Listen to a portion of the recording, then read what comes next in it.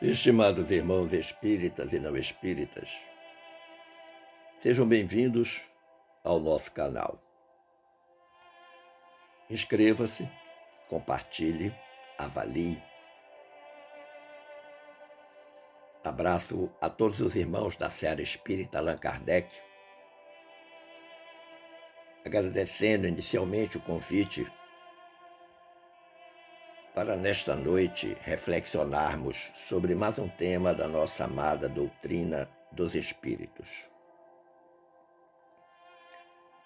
Foi-nos solicitado pela direção da casa conversarmos um pouco sobre o suicídio e a loucura. E a este propósito, manda-lhes dizer a benfeitora Glorinha: a fragilidade da fé, somada a uma carga emocional deveras pesada, constitui os ingredientes básicos para todo aquele que prefere a deserção biológica voluntária. Todo espírito desencarnado nessa condição sofrerá violentas cobranças conscienciais, as quais buscarão o justo resgate nas existências vindouras. Como de praxe, escolhemos uma base evangélica e uma base doutrinária. E a nossa base evangélica nos vem de Mateus capítulo 5, versículos 4, 6 e 10. Diz o evangelista, palavras de Jesus: bem-aventurados os que choram, pois que serão consolados. Bem-aventurados os famintos e os sequiosos de justiça, pois que serão saciados.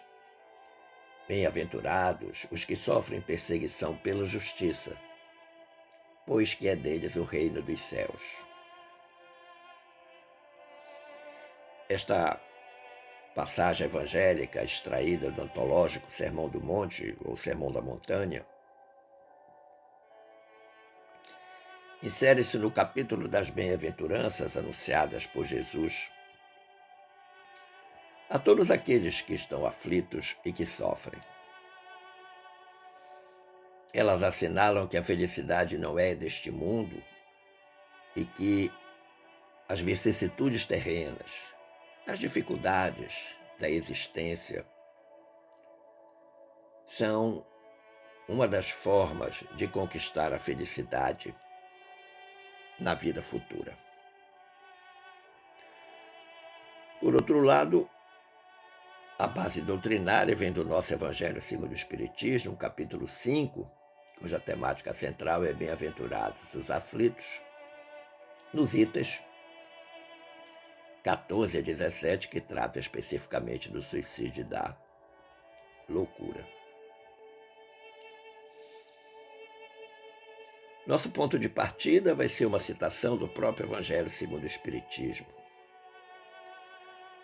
Lemos: a calma e a resignação, auridas da maneira de considerar a vida terrestre e da confiança no futuro, dão ao espírito uma serenidade, que é o melhor preservativo contra a loucura e o suicídio.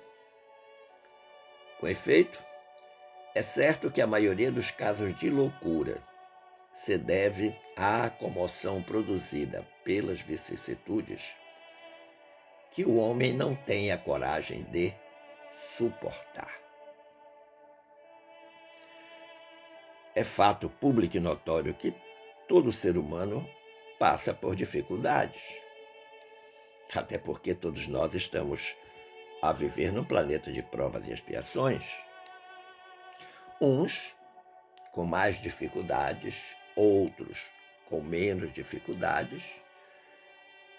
Mas uma coisa é certa, sem dificuldades na existência terrena, dificilmente encontraremos uma pessoa. Isso é praticamente impossível. Você pode estar perguntando, mas o que podem causar essas vicissitudes naquele que não as suportam? E aí eu vou me permitir indicar o Livro dos Espíritos, capítulo 1, Penas e Gozos Terrestres, da parte 4, no item Desgosto da Vida e Suicídio, e que estão explanados nas questões que vão de 943 a 957. Mas eu proponho que nós fiquemos com as seguintes questões. Inicialmente, a questão 943. Foi perguntado por Allan Kardec: de onde nasce o desgosto da vida que, sem motivos plausíveis, se apodera de certos indivíduos? Responderam os espíritos: efeito da ociosidade, da falta de fé e também da saciedade. Então, mais uma trilogia, como de praxe, nas coisas da doutrina. Efeito da ociosidade, da falta de fé e da saciedade. Disseram asas espíritos: para aquele que usa de suas faculdades com fim útil, então os espíritos já estão caracterizando que utilidade, que tipo de utilidade devem ter a utilização de todas as potencialidades humanas, de todas as faculdades humanas. E de acordo com as suas aptidões naturais, ou seja, usa a potencialidade para fazer as coisas certas, mas respeitando naturalmente a aptidão natural que cada um de nós tem. O trabalho nada tem de árido e a vida se escoa mais rapidamente. Então, esta é uma forma de ver a vida e uma forma saudável, inteligente, objetiva e prática. Estamos aqui para fazer o bem, ponto. Não tem nada além disso. Isto é usar as faculdades, as potencialidades humanas com o fim útil. E os espíritos disseram mais: ele lhe suporta as vicissitudes, ou seja, a criatura suporta as dificuldades,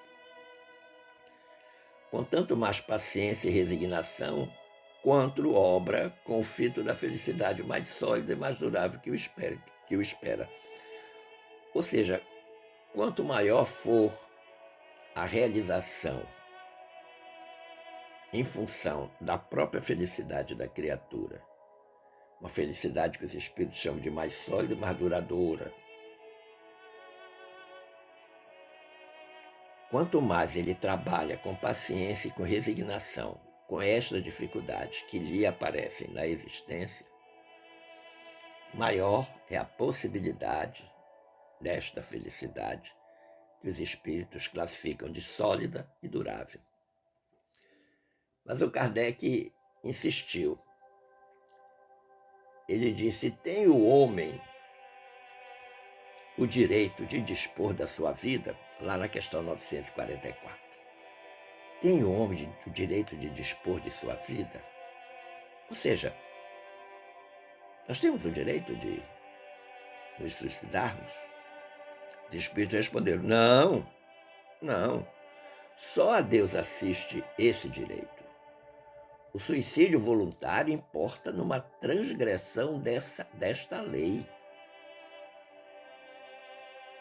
Ou seja, nós fomos criados enquanto espírito por Deus com uma finalidade básica: sairmos do estado de simples ignorantes, como fomos criados, para o estado da angelitude.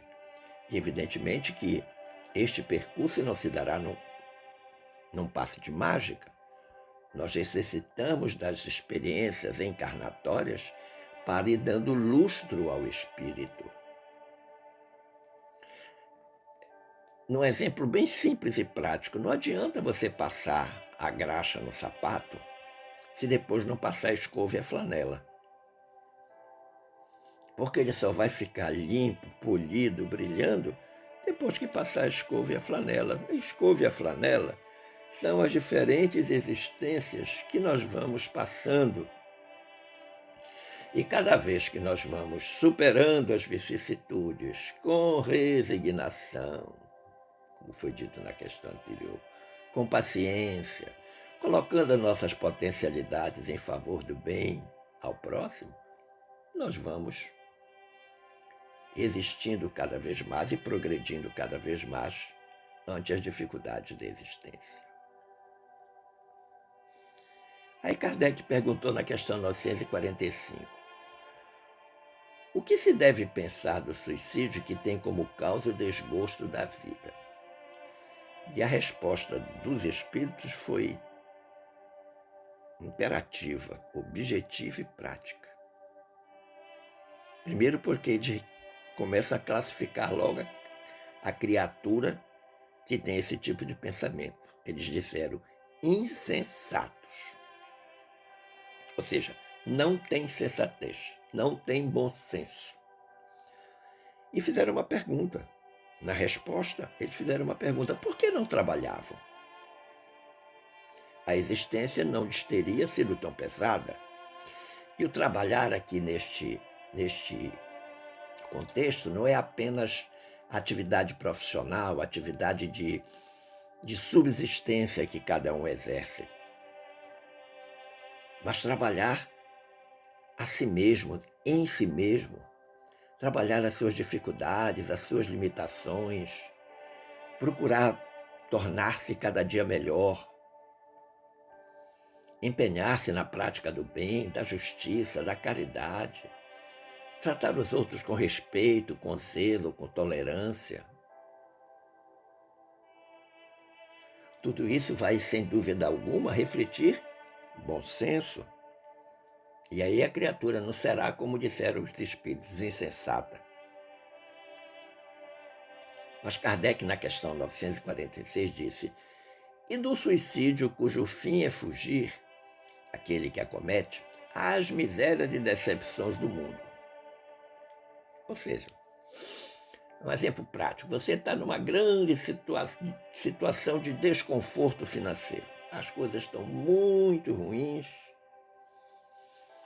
você está experimentando muitas dificuldades com você mesmo, com a família, e você acha que a forma de resolver o problema é dar cabo da própria vida. Aí os espíritos responderam: pobres espíritos. Na resposta anterior eles chamaram de insensato, agora estão chamando de pobres, que não têm coragem de suportar as misérias da existência. Então aparece um elemento importante na resposta: coragem. Muitas vezes nós nos mostramos corajosos para enfrentar os outros e não temos coragem de enfrentar a nós mesmos, as nossas dificuldades, as nossas limitações, os nossos problemas, as nossas vicissitudes. E os espíritos disseram mais: Deus ajuda os que sofrem e não aos que carecem de energia e coragem. Interessante, hein? Ajuda os que sofrem, sim. O próprio Jesus disse: eu vim para que todos tenham vida e vida em abundância. Agora, quem está sem energia, sem coragem, com fraqueza, com moleza, com preguiça, não espere uma ajuda do céu, porque não vai vir, não. E disseram mais os espíritos: as tribulações da vida são provas ou expiações. Felizes os que as suportam, melhor dizendo, sem se queixar, porque serão recompensados. Felizes, lembra lá da questão anterior que nós falamos, do grande objetivo, que é de chegar à felicidade?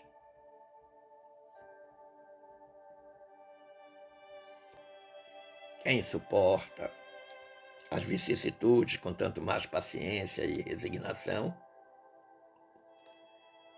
vai alcançar uma felicidade mais sólida, mais durável. Pois é, aqui estão, os espíritos estão trazendo de novo essa questão. Felizes os que as suportam sem se queixar, porque serão recompensados. para muitas pessoas, diante de qualquer dificuldade, se tornam lamurientas, reclamam, fazem-se de vítimas, entram no processo de vitimização horroroso. Mas os espíritos disseram mais. Ai, porém, daqueles que esperam a salvação do que, na sua impiedade, chamam acaso ou fortuna.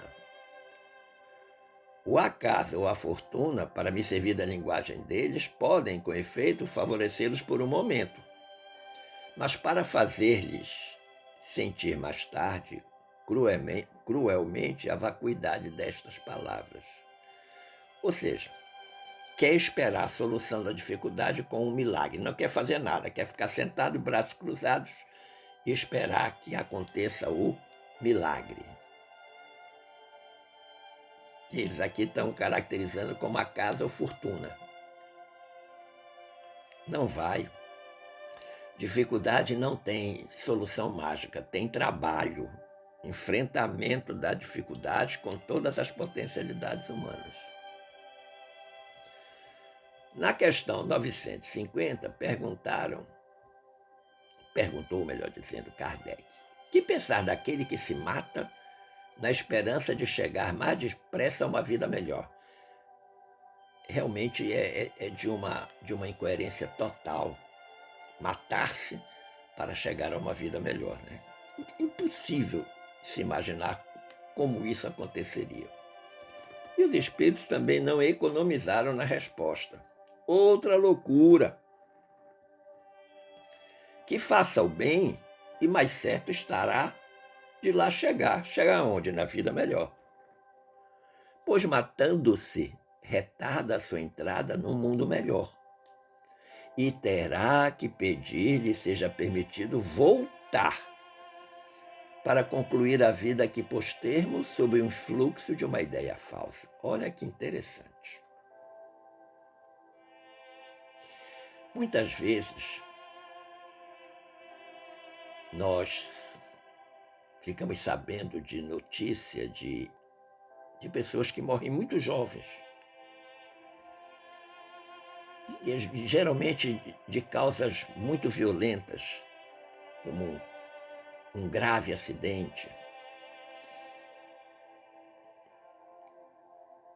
Muitas vezes a pessoa está na beira de uma calçada e esperando uma oportunidade no trânsito para atravessar a rua e vem um carro em louca disparada, desgoverna e atropela e mata a criatura. E a criatura é tão jovem, tem 16, 20, 25 anos. Isso comove as pessoas. Poxa, como é que uma pessoa tão jovem morre tão cedo? Os espíritos nos ensinam que às vezes esses 16, 20 ou 25 anos foi exatamente o que faltou àquele espírito para completar uma reencarnação anterior, a qual a sua vida foi abreviada pelo suicídio. Então ficaram faltando lá 20 anos para completar o ciclo vital. Todos nós, quando viemos do plano espiritual para a Terra, trazemos um estoque de fluido vital compatível com os anos que viveremos. Quando nós antecipamos o retorno à pátria espiritual através do suicídio, evidentemente que sobra este fluido vital que precisa ser consumido. E ele é específico daquele espírito. E aí esse espírito vai ter que reencarnar, voltar em um novo corpo de carne, para consumir esta sobra de fluido vital que ficou, para enfim retornar à pátria espiritual em paz consigo mesmo. Agora, tanto para o espírito quanto para os que ficam, deve ser muito difícil o entendimento disso. E os espíritos arrematam a resposta da questão 950 dizendo: uma falta, seja qual for, jamais abre a ninguém o santuário dos eleitos. Então, achar que colocar fim à própria vida, por maiores que sejam as dificuldades que a criatura esteja enfrentando, isso em hipótese alguma vai colocar ela numa vida melhor, no que os espíritos estão chamando de santuário dos eleitos. Existem duas modalidades de suicídio.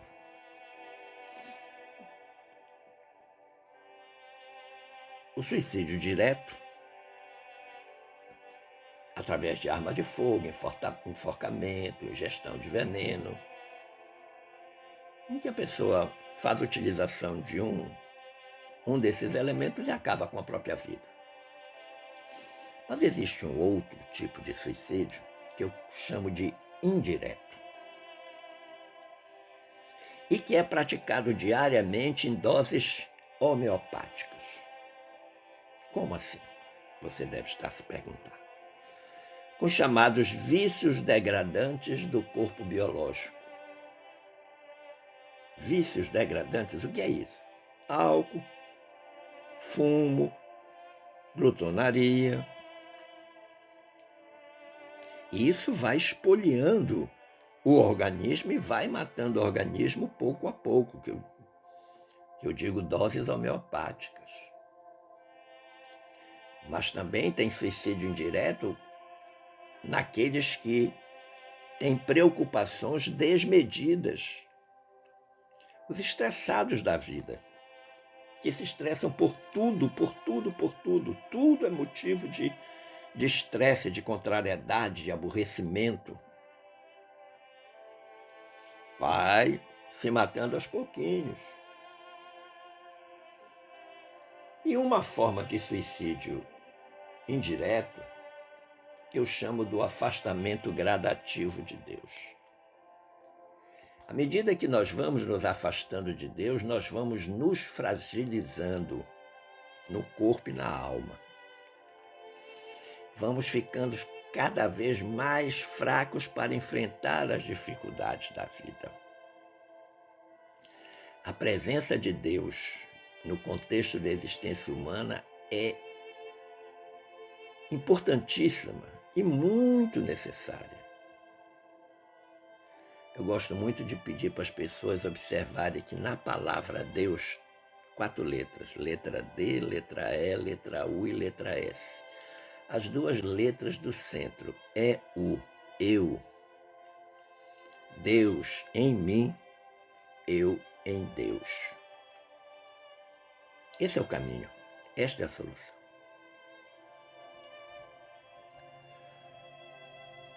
O nosso querido benfeitor Emmanuel, mentor espiritual de Chico Xavier, no capítulo 13 da obra Amigo, ele traz uns ensinamentos sobre o suicídio que eu considerei primorosos e oportuno de nós colocarmos neste momento. Capítulo 13, ante o suicídio, ensina-nos o benfeitor Emmanuel. Se a ideia do suicídio alguma vez te visita o pensamento, reflete no infortúnio de alguém que haja tentado inutilmente destruir a si mesmo, quando pela da própria imortalidade está claramente incapaz de morrer. Olha que interessante. Pense que você pode até destruir o corpo de carne, mas o espírito nunca. Por quê? Porque o espírito é imortal. Portanto, ele é incapaz de morrer. Se mata o corpo, mas sobrevive o espírito. E vai sobreviver com todas as consequências deste ato insano. Segue o Emmanuel dizendo: na hipótese de haver arremessado um projétil sobre si, ingerido esse ou aquele veneno, recusado a vida pelo enforcamento, ou procurado extinguir as próprias forças orgânicas por outros meios, indubitavelmente arrastará consigo as consequências desses atos a se lhe configurarem no próprio ser, na forma dos chamados complexos de culpa.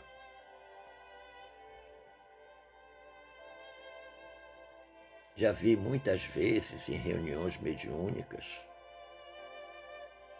a dor e o sofrimento de espíritos que são trazidos à reunião e que, quando encarnados, reencarnados, tiraram a própria vida através do suicídio. O quanto que estes espíritos estão perturbados, tristes, chorosos, amargurados. O quanto que eles renegam a infeliz ideia de ter acabado com a própria vida. E como diz o Emmanuel, são portadores de um imenso complexo de culpa. Porque quando chega no plano espiritual, vamos usar aí uma expressão dos jovens, né? Quando o espírito chega no plano espiritual, ele cai na real. Ele vê que os problemas que ele tinha quando estava reencarnado continuam a existir. Ele acabou com o corpo, mas não acabou com o espírito. E o Emmanuel prossegue dizendo, aí vem uma parte que eu considerei importantíssima. Por que eu considerei importantíssima? Porque para algumas confissões religiosas, os suicidas se tornam proscritos do amor de Deus. Isso não é verdade. Quem se suicida vai para o inferno. Isso não é verdade. Olha o que o Emmanuel diz. Não nos é lícito esquecer que os suicidas, na espiritualidade, não são órfãos da misericórdia divina. E por isso mesmo, inúmeros benfeitores lhes propiciam o socorro possível, ainda que o ato seja insano, desproporcional. São assistidos pelos bons espíritos. Por misericórdia divina, por piedade divina, manifestada através dos espíritos que acolhem e cuidam desta criatura. Há registros, em alguns textos espíritas, da existência do chamado Vale dos Suicidas, cuja benfeitoria deste vale não é nada mais, nada menos, a benfeitora, melhor dizendo, do que Maria de Nazaré, a mãe de Jesus. Eu imagino que você deve conhecer, se não conhecer, vai conhecer agora uma passagem descrita na obra do Humberto de Campos como O Anjo Solitário. O título do texto é O Anjo Solitário. Acho que é a obra Estante da Vida, em que Humberto de Campos faz a seguinte descrição. Jesus estava morrendo na cruz, pouco antes do óbito. Havia, naquele local, um grupo de anjos que entoava cantos que chegavam ao ouvido de Jesus, não chegavam ao ouvido dos que estavam ali em torno do Calvário, mas chegavam ao ouvido de Jesus. Outro grupo de anjos colocava nas diferentes feridas de Jesus uma série de emplastros para minorar as dores. Quando em determinado momento chega um anjo e fica com a cabeça encostada ao tórax de Jesus, ao peito de Jesus, Jesus fala alguma coisa, balbucia. O anjo não entende bem, eleva um pouco mais e coloca o seu ouvido próximo à boca de Jesus. E Jesus novamente repete o que havia dito anteriormente e o anjo sai numa disparada, numa velocidade supersônica e desaparece dali do Calvário. Este anjo, depois, no plano espiritual, Humberto de Campos, também conhecido como repórter do plano espiritual, vai entrevistar este anjo solitário e pergunta para ele o que foi que Jesus lhe disse que fez com que você saísse numa disparada velocidade, altíssima velocidade. Mas a frase foi pequena, foi curta. Ele apenas disse para mim: vai depressa porque Judas acaba de suicidar-se. A grandeza do mestre está naquela cruz, claro, cumprindo um desiderato. Ele sabia que vinha para passar tudo isso, mas está naquela cruz, humanamente falando, graças à traição de um amigo, de um apóstolo. Mas ainda assim, numa grandeza que ultrapassa a compreensão humana, mesmo sabendo que vai morrer em poucos segundos graças à traição do amigo, ele diz àquele anjo que dele se aproxima: vai depressa porque Judas acaba de suicidar-se. Ou seja, dá início ao que Emmanuel está dizendo, que os suicidas na espiritualidade não são órfãos da misericórdia divina.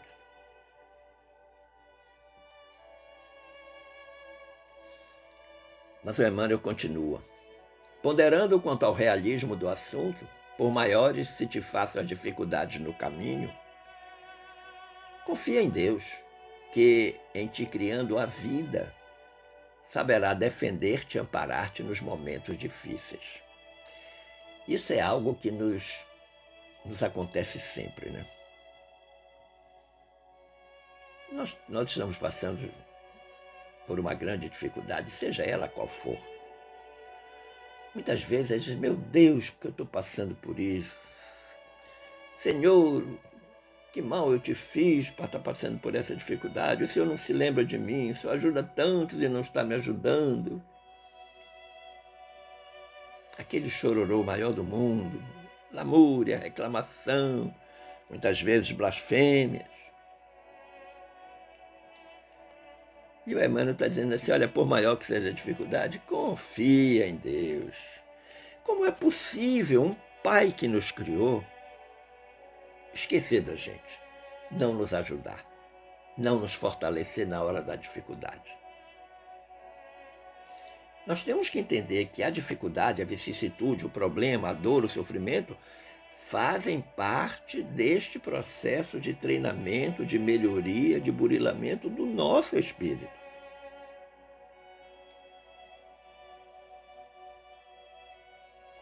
Então, este Pai amoroso, claro que vai nos amparar, nos suportar, nos defender nos momentos de dificuldade.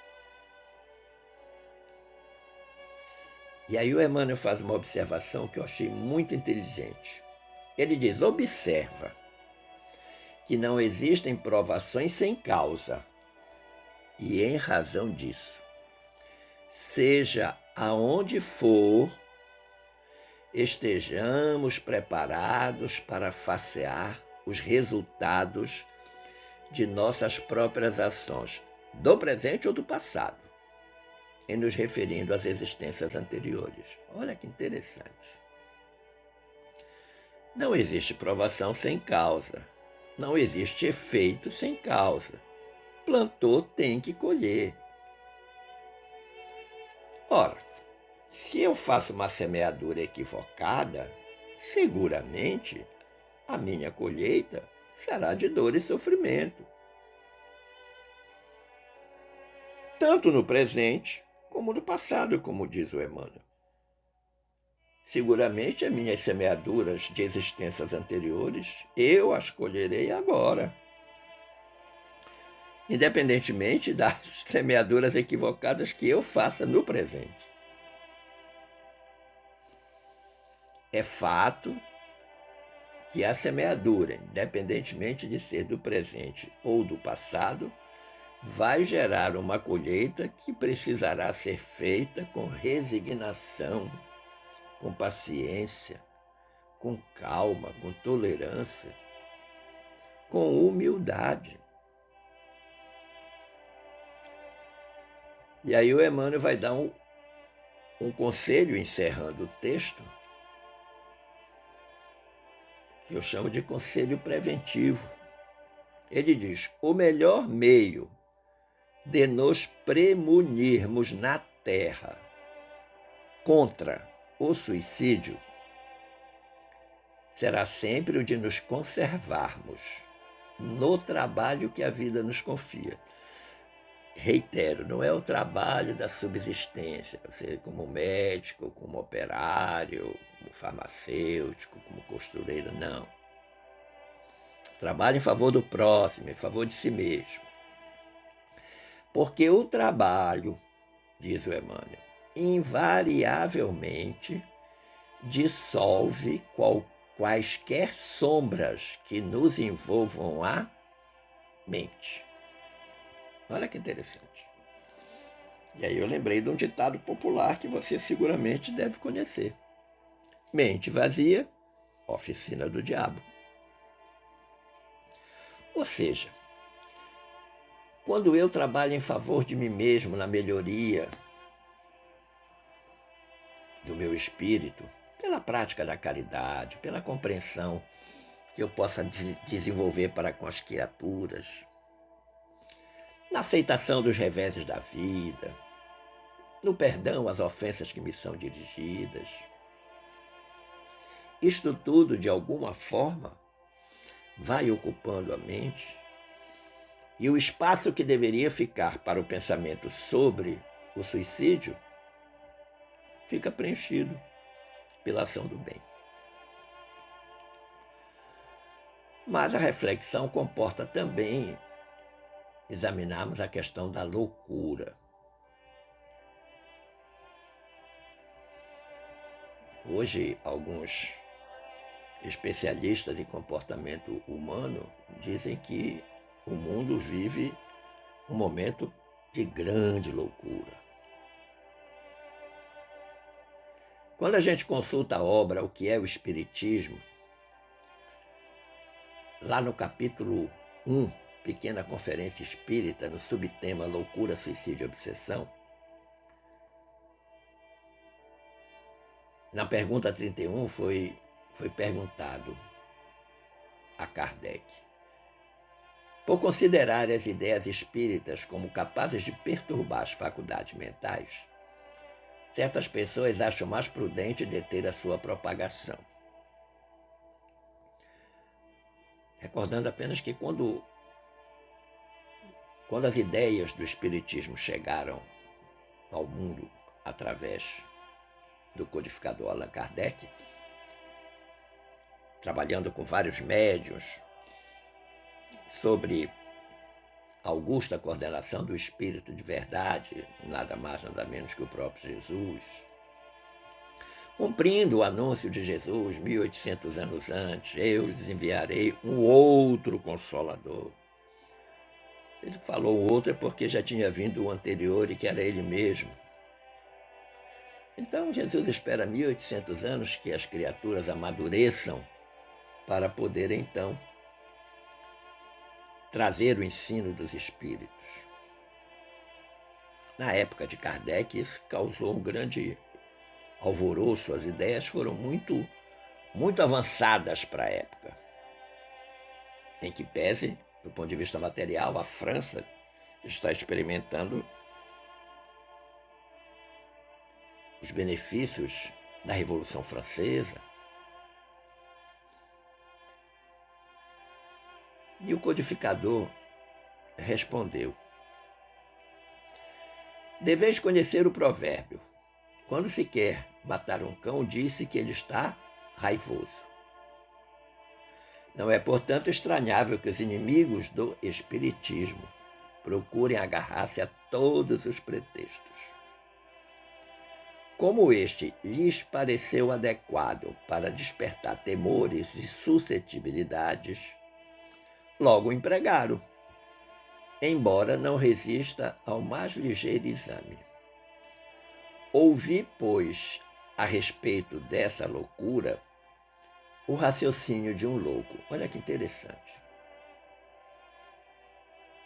E aí o Kardec prosseguiu dizendo: todas as grandes preocupações do espírito podem ocasionar loucura.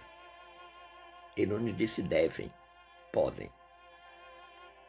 As ciências, as artes, a própria religião fornecem o seu contingente.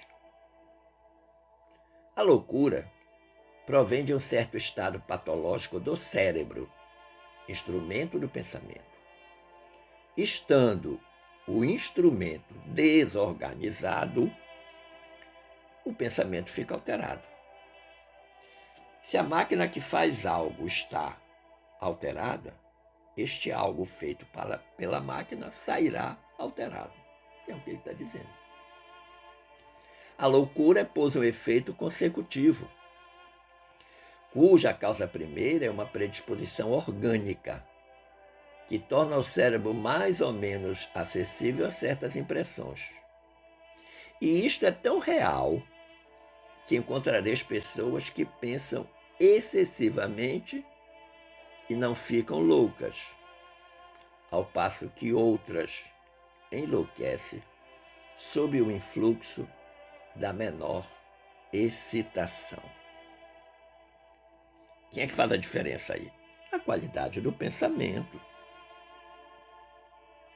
Pensamentos alinhados à divindade, ao Evangelho de Jesus, à prática do bem, à caridade, ao respeito ao próximo, ao amor ao próximo.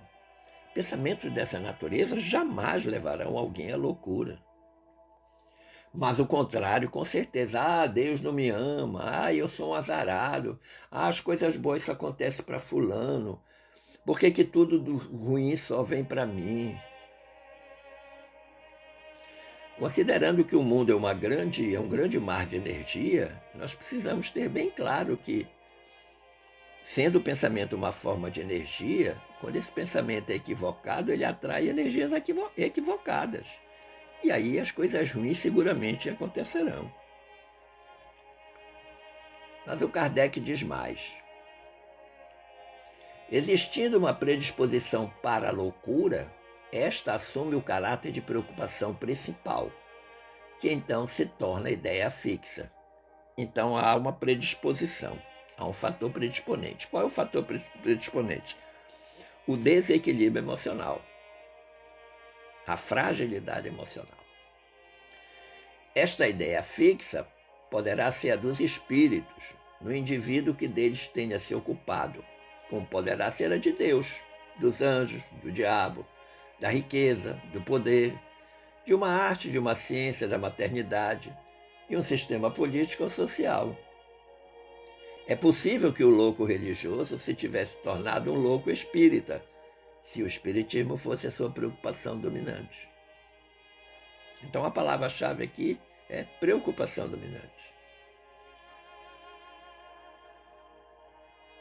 Vai depender de como nós enfrentamos as vicissitudes que falamos anteriormente quando comentamos sobre o suicídio.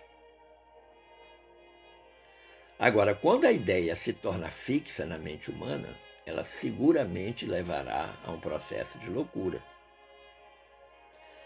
E levará, inevitavelmente, ao processo do suicídio.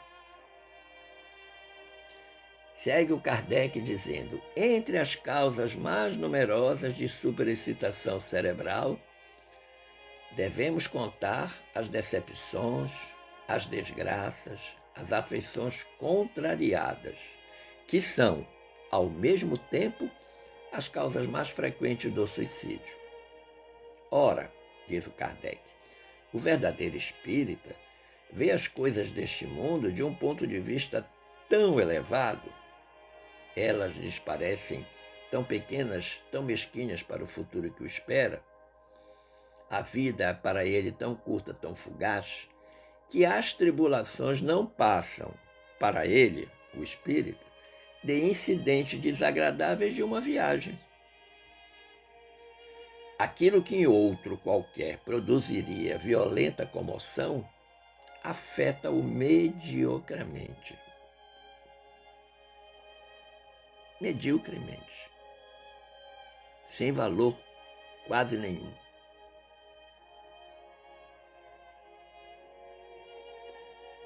Então nós, enquanto espírita, temos a obrigação ética e moral de ver a dificuldade da vida por um outro prisma, por um outro ângulo. Elas vão existir? Sim, sempre, sem dúvida. Mas eu queria chamar a atenção para algo que as obras espíritas nos ensinam. Não se deve confundir a loucura patológica com a obsessão. A obsessão não provém de nenhuma lesão cerebral,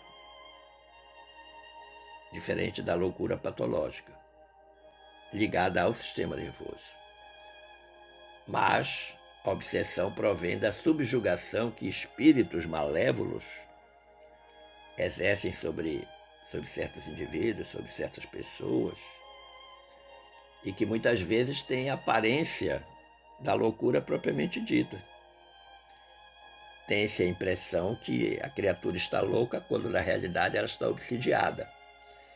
Então é preciso que esta distinção seja feita com muita prudência, com muita sabedoria, e aí importa a presença do médico especialista nesta área, como também a presença de um espírita devidamente experimentado, instruído nessa questão, preparado, para que se faça a distinção entre loucura patológica e obsessão. Conclusivamente, meu amigo, minha amiga, eu fui buscar na obra Colheita do Bem o autor espiritual Enéio Lúcio e o médium o Chico Xavier. Nessa obra Colheita do Bem, lá no capítulo 12, o título desse capítulo é Amealhar o Pão Espiritual. Eu encontrei um texto do Enéio Lúcio com o qual eu quero concluir esta nossa reflexão sobre o suicídio e a loucura. Diz o Enéio Lúcio: as enfermidades ocultas do desânimo, da perturbação indefinida, da derrota prematura, da incapacidade imaginária, em vários aspectos de desequilíbrio mental, assolam a vasta e respeitável casa humana. E grandes instituições em nossa esfera se arregimentam para prevenir. Medicação espiritual adequada contra as epidemias psíquicas de loucura, com amplas possibilidades de suicídio. O que é que Enéio Lúcio está nos dizendo?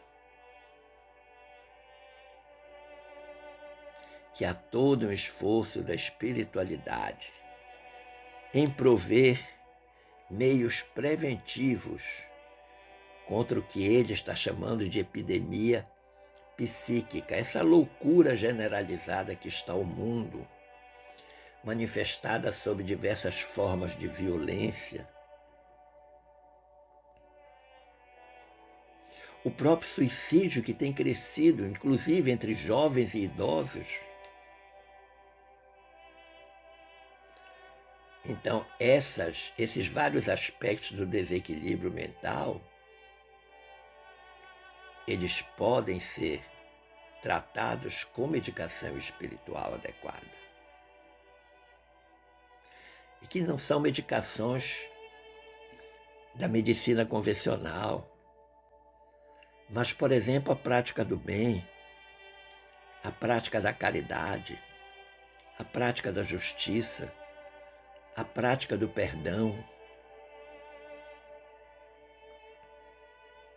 saber renunciar em favor do próximo, ter piedade,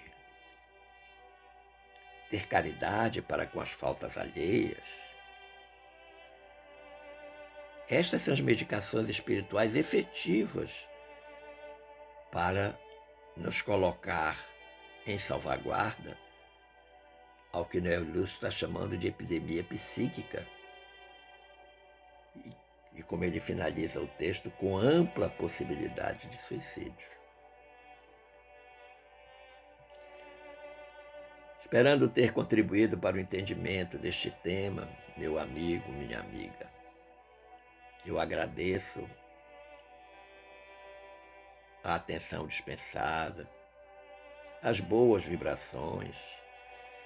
Desejo que fiquemos todos em paz com Jesus. Um forte abraço.